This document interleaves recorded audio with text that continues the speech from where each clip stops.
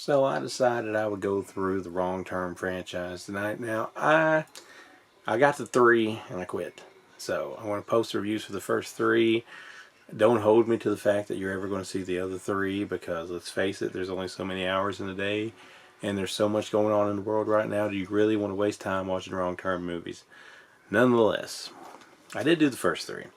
So I want to start here with number 1, Wrong Turn. Now, this was made, I believe, in 2003, and best I can recall, it was quite a popular movie upon its release.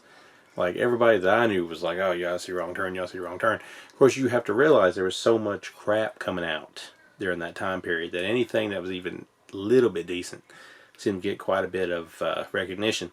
Although it didn't get enough recognition that any of the rest of them was released theatrically, because I believe everything after it went straight to DVD, but it is what it is. This one should be a clear indication who the leading chick is in this. It's Eliza Dushku, which I think I pronounced her name right. If I didn't, my bad. But she's basically our final girl. Although there's a guy in here that's basically, you could consider him to be the final guy too. He's on his way to an interview. He takes the wrong turn, and he crashes into these guys who have also took the wrong turn and are broke down.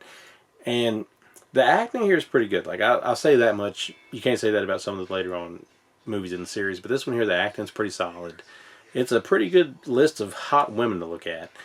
And some of the characters are actually pretty decent. I think they did a good job on the characters. The gore is even pretty good. But even at the end of the day, it's probably still, and this is probably the best one out of the bunch, it's still probably just a 3 out of 5. Because you want to sit there and think, well, you know, it wasn't that bad, and it had some pretty good blood, and there was some pretty good tense moments in it, but then you happen to think that there's like a whole sequence where they have a battle on a tree branch.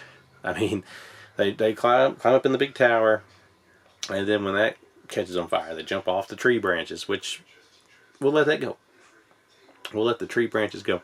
But then they happen to stand around and fight on these tree branches, which kind of takes things out of that. So at the end of the day, it's decent. It was a decent rent back in the day. I had the DVD, which one day I just decided I'm just going to go get all the Wrong Turn Blu-rays. And this was one of the last ones I actually got, but I always had DVD. And it's okay. I mean, it's not anything you're going to have to, you know, be bragging anybody about. But it's the best of the Wrong Turn movies, which is kind of like being the smartest kid in the slow class. But we'll at least give it a medal for being the best nonetheless, even though it's just a 3 out of 5. Gore's okay. Acting's good. Blu-ray looks bad. Like, this is a terrible looking Blu-ray, by the way. I don't know if anybody's seen this or really paid attention, but like the first 2 look bad. So more on that one later. So for 2003's Wrong Turn, it's 3 out of 5. Very generous 3 out of 5. But it was decent during a time period that a lot of stuff wasn't. So we'll give it that.